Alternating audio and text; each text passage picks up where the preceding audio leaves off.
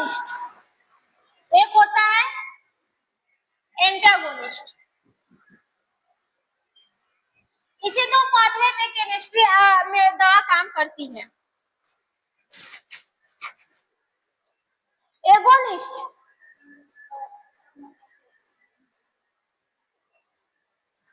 Agonist क्या करता है, दवा के मेडिसिन मतलब कि दवा के या फिर बोले कि रिसेप्टर के एक्शन को क्या करता है, बढ़ाता है। रिसेप्टर के एक्शन को क्या करता है, बढ़ाता है। एंटागोनिस्ट क्या करता है, रिसेप्टर के एक्शन को घटाता है।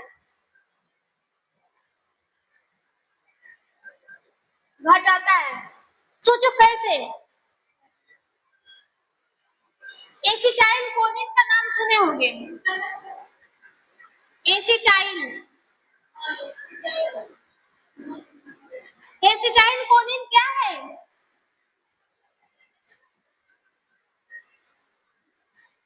एक टाइप का हार्मोन है या फिर केमिकल है। एसिटाइल कोलिन क्या है, एक टाइप का हार्मोन है, केमिकल है।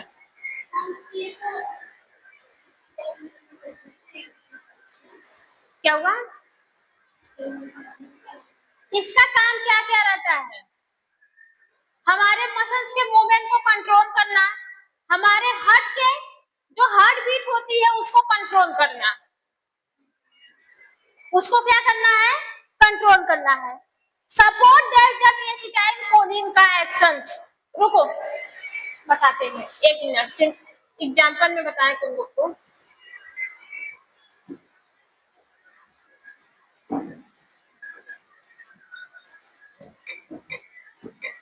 Agonist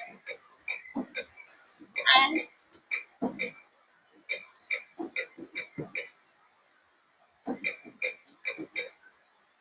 agonist and antagonist, big example.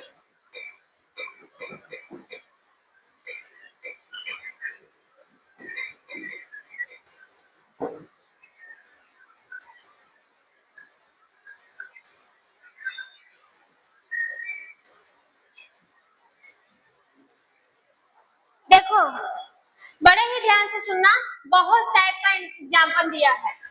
Agonist का काम क्या होता है, एगोनिस्ट ऐसी दवा होती है, एगोनिस्ट ऐसे सब्सटेंस होते हैं, एगोनिस्ट ऐसे मेडिसिन होती हैं जो क्या करती है, जो रिसेप्टर के एक्शन को, रिसेप्टर के एक्टिविटी को इंक्रीज करती है, मतलब बढ़ाने का काम करती है। ठीक है, as agonist it is a drug that bind to particular receptor and activate produce a specific effect. मतलब यही बोल रहा है, जो एगोनिस्ट होते हैं, एगोनिस्ट एक टाइप का क्या है, एक टाइप का ड्रग है, केमिकल्स है या फिर बोल सकते हैं सब्सटेंस, जो अपने पार्टिकुलर रिसेप्टर से क्या करता है, बाइंड करके उस रिसेप्टर को एक्टिव करता है, एक्टिव करके अपना एक्शन देता है। मतलब एगोनिस्ट देखो हर दवा कभी तब काम करती है जब वो अपने रिसेप्टर पे बाइंड करती है।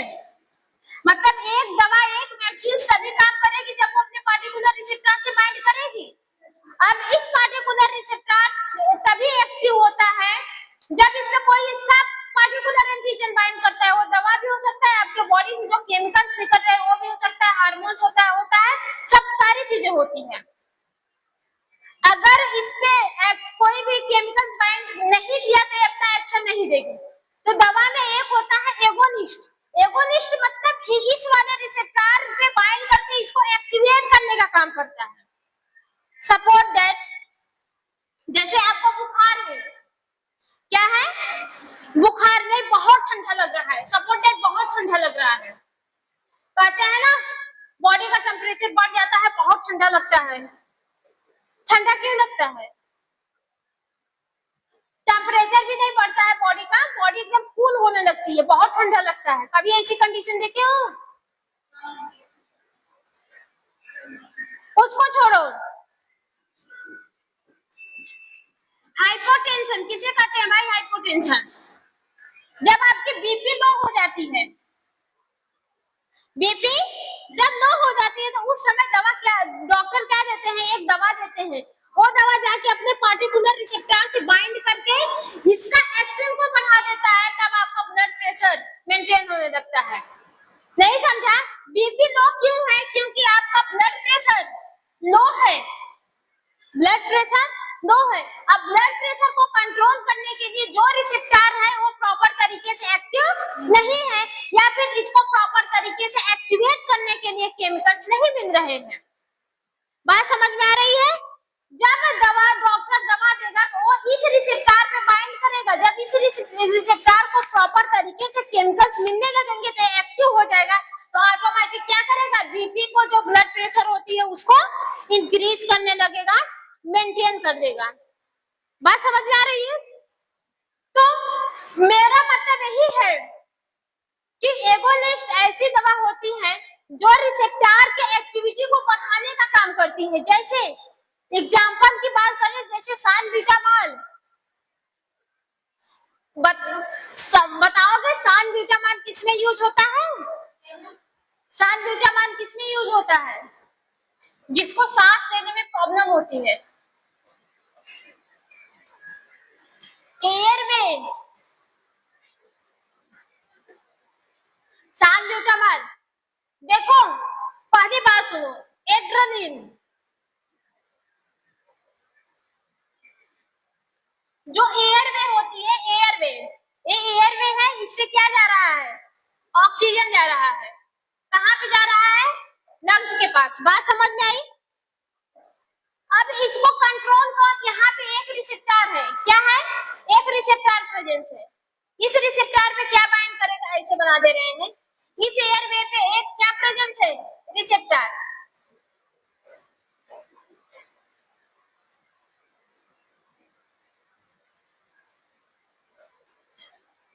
ठीक है, बात समझ में आई? अब एक हार्मोन होता है जिसका नाम है एड्रेनलिन। एड्रेनलिन, एड्रेनलिन क्या है? हार्मोन है। ये एड्रेनलिन हार्मोन क्या करेगा? इस रिसेप्टर पर आकर बाइंड करेगा, बाइंड करके, बाइंड किया, बाइंड करके इस मसल्स के कॉन्ट्रैक्शन को कंट्रोल करता है। कॉन्ट्रैक्शन को कंट्रोल करने का काम करता है कौन? कॉन्ट्रैक्शन रिलैक्सेशन के प्रोसेस को कंट्रोल करता है। कौन करता है भाई?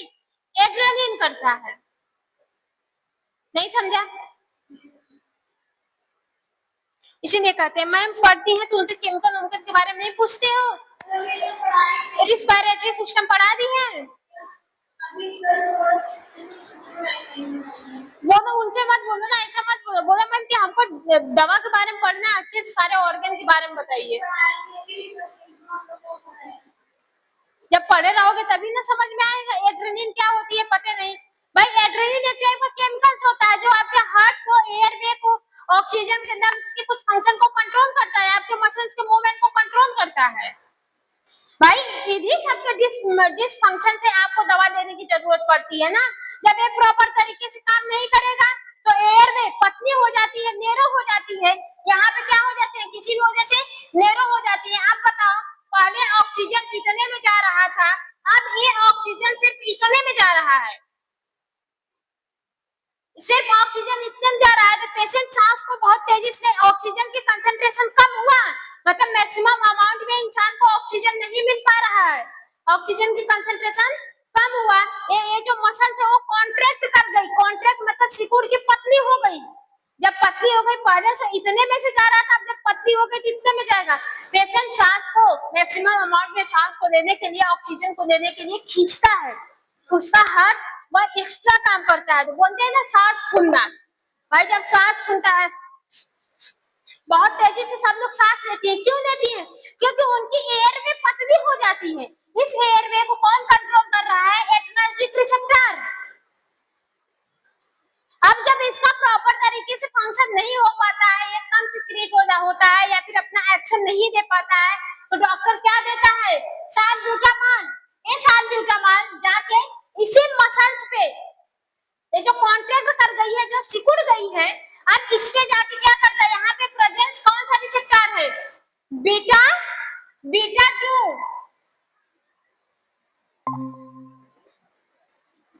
Adrenergic receptor, beta 2 adrenergic receptor है।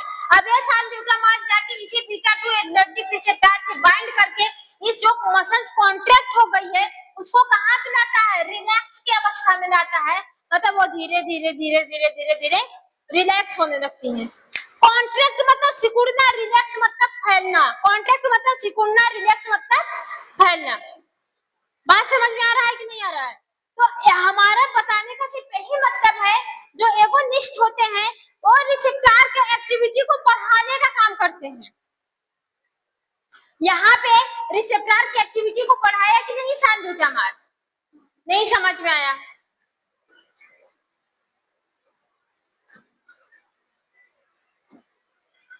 फिर से देखो,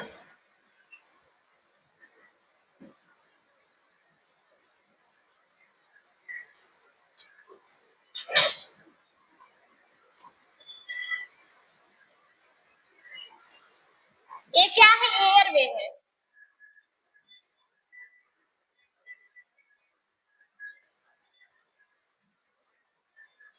ये क्या है, एयरवे। एयरवे मतलब जहां से ऑक्सीजन जा रहा है, कहाँ पे जा रहा है भाई, लंग्स में जा रहा है। बात समझ में आई? अब इसी एयरवे पे प्रेजेंस है और क्या, कौन सा रिसेप्टर प्रेजेंस है, beta 2, beta 2 adrenergic receptor, beta 2 adrenergic receptor. अब एड्रेनलिन आ रही है, ये क्या है, एड्रेनलिन, एड्रेनलिन आ रही है, इस टाइप का एड्रेनलिन को फिगर बना दे, 1 मिनट।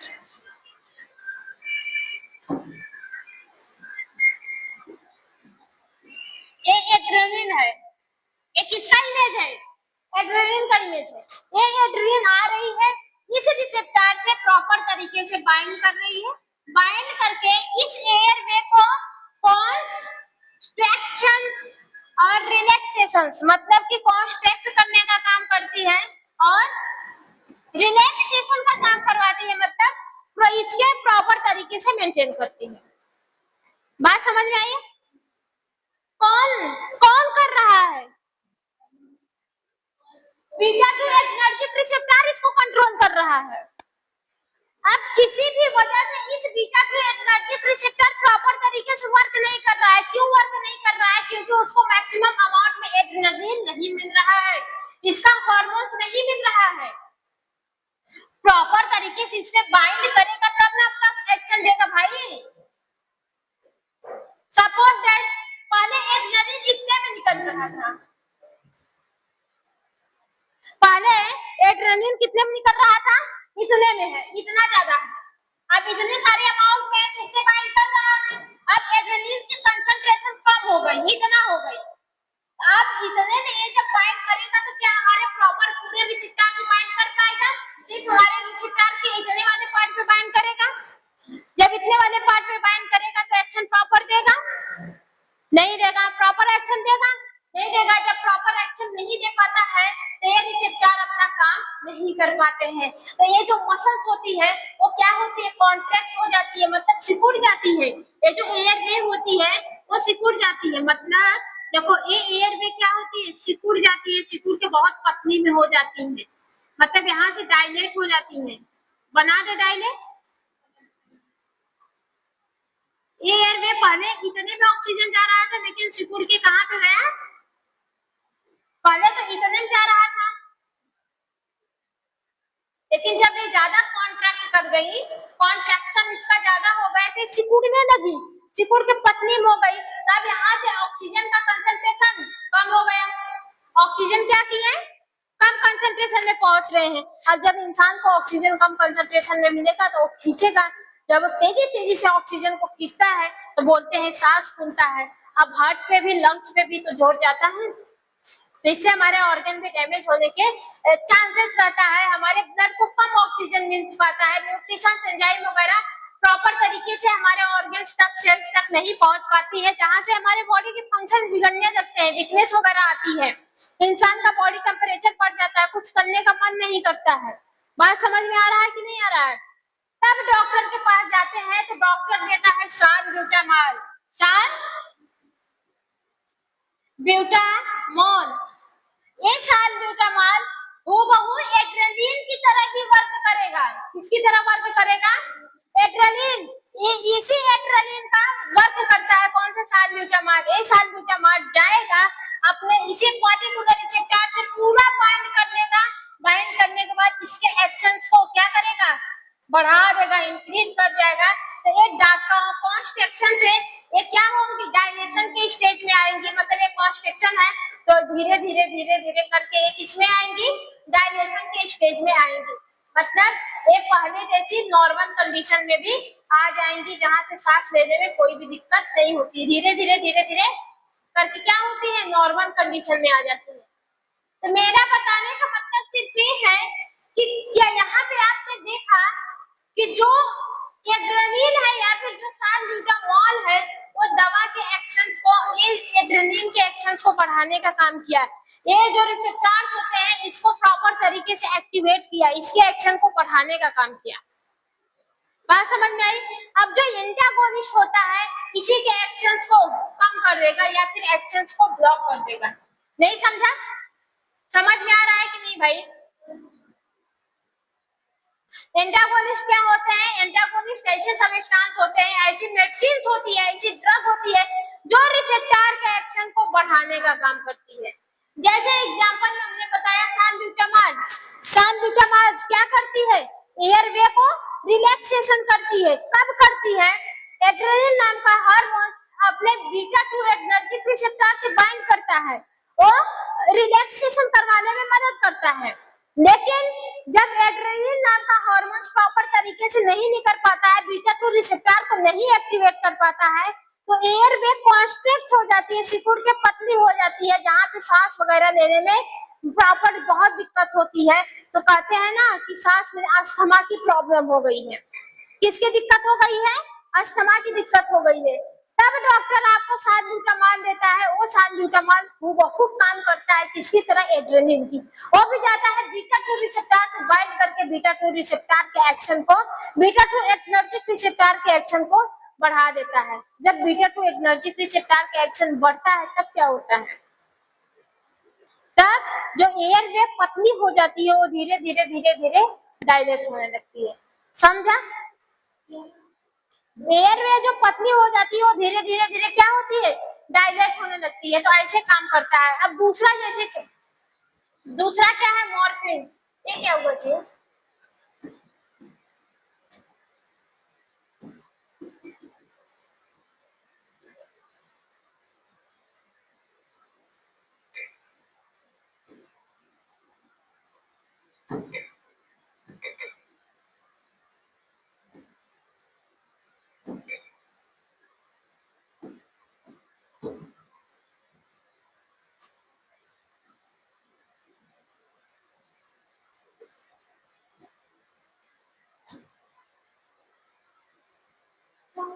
तेरे जगह से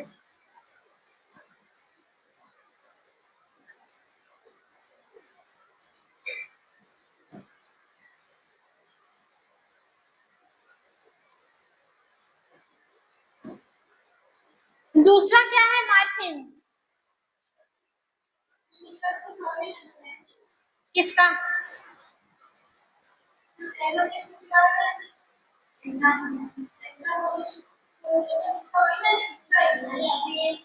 एगोनिस्ट और एक एंटागोनिस्ट। एगोनिस्ट अभी चल रहा है, एंटागोनिस्ट नहीं चल रहा है अभी। एगोनिस्ट का एग्जांपल ही चल रहा है, एंटागोनिस्ट अभी हम नहीं आए।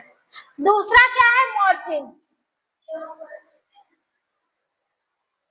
जो मॉर्फिन होता है ना, ये किसको रिड्यूस करता है? पेन को, दर्द। लेकिन ये मॉर्फिन जो होती है ये ओपियोइड रिसेप्टर से बाइंड होती है। किससे बाइंड होती है? ओपियोइड। जैसे ब्रेन में में दर्द होता है या फिर जहाँ पे सर्जरी होती है वहां पे दर्द होता है। ये देखो मॉर्फिन जो होती है ये हायर बहुत ज्यादा, जब असहनीय दर्द होता है तब मॉर्फिन को दी जाती है। मॉर्फिन ड्रग्स में आता है। ओपियोइड्स, ओपियोइड से मिल रहा है, तो ये जो मॉर्फिन होता है ये सेडेशन कॉज करता है इंसान को। क्या इसमें थोड़ी सी नशा टाइप की प्रॉपर्टीज रहती है किसमें मॉर्फिन है, इसीलिए मॉर्फिन प्रिस्क्रिप्शन दवा है, सबको नहीं दिया जाता है। मॉर्फिन को खाने वाले लोग जैसे चरस नहीं होते हैं, हीरोइन सब लोग नाक से नहीं लेते हैं, वैसे लेने लगे थे। तो मॉर्फिन प्रिस्क्रिप्शन दवा बना दी गई। ये बहुत ज्यादा असहनीय दर्द में यूज होता है, जैसे आपके ऑपरेशन सर्जरी करने के दौरान जो अचानक से होने वाले बहुत भयानक दर्द होते हैं, एक्सीडेंटल केसेस में जब बहुत भयानक दर्द होते हैं तब किसका यूज करता है, मॉर्फिन। एनाल्जेसिक ही है मॉर्फिन जो होती है एनाल्जेसिक, लेकिन जब बहुत भयानक दर्द होता है तब इसका यूज किया जाता है। ये किससे बाइंड करती है, ओपियोइड रिसेप्टर से बाइंड करके पेन को कम करने में मदद करती है। अब हमारे पेन को कौन करवाता है भाई, प्रोस्टाग्लैंडिन, एरकोनाइड होते हैं, एरकोनाइड नाम के केमिकल्स होते हैं जो पेन वगैरह को कम करने में मदद करते हैं। फीवर वगैरह बुखार वगैरह किसकी वजह से होता है, प्रोस्टाग्लैंडिन की वजह से होता है। नहीं समझा, जब आपके बॉडी में फीवर बुखार पेन होने लगा किसकी वजह से होता है जी पेन,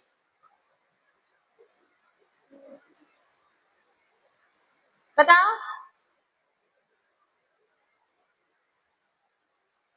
नीट की तैयारी करती थी ना, खड़े हो जाओ, क्या पढ़ रही हो, कितने साल से कर रही हो, आ? 2 साल से, 2 साल में तो सब क्लियर कर लेते, कितने घंटा पढ़ती हो ईमानदारी से बताना, कितने घंटे,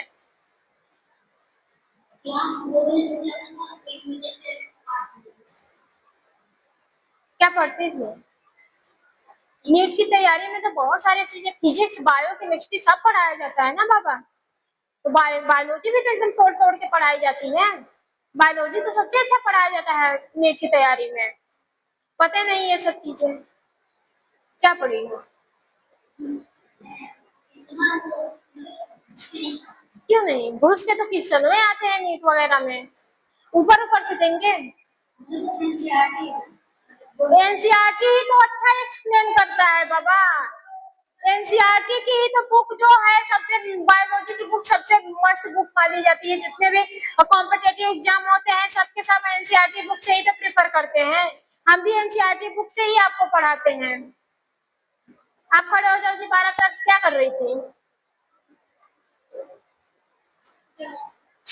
आप, इंटर हाई स्कूल 2 साल कहाँ पे बर्बाद की, कैसे बर्बाद की, हमसे कोई मतलब नहीं है।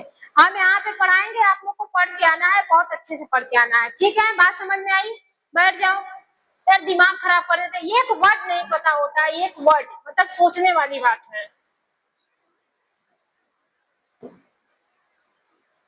चलो इंसुलिन के बारे में समझाते हैं, इंसुलिन समझ में आएगा। देखो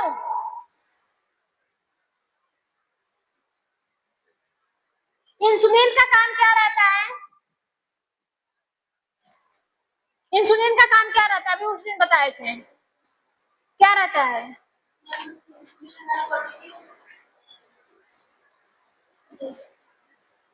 इंसुलिन जो होती है ये हमारे ब्लड में, बॉडी में नहीं, ब्लड में जो ग्लूकोज लेवल होते हैं, ग्लूकोज लेवल को क्या करती है, कम करने का काम करती है, यानी ग्लूकोज लेवल को डाइजेस्ट करने का काम करती है।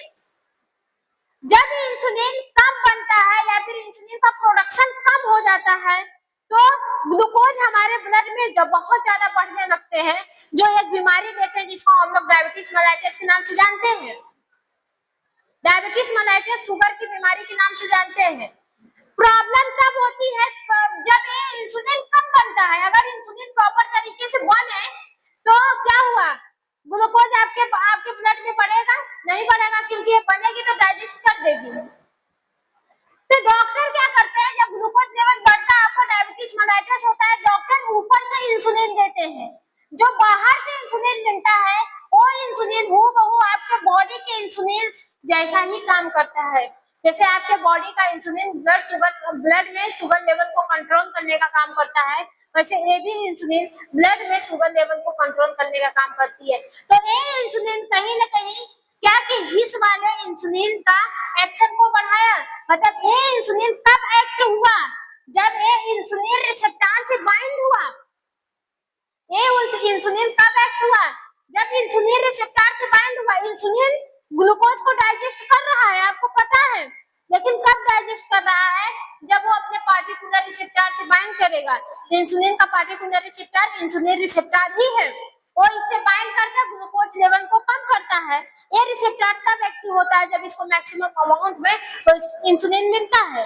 जब इंसुलिन का प्रोडक्शन कम हो जाता है, इस रिसेप्टर को प्रॉपर तरीके से इंसुलिन नहीं मिल पाती है, तो ये एक्टिव नहीं हो पाती है, अपना फंक्शन नहीं कर पाती है, डॉक्टर बाहर से इंसुलिन देता है।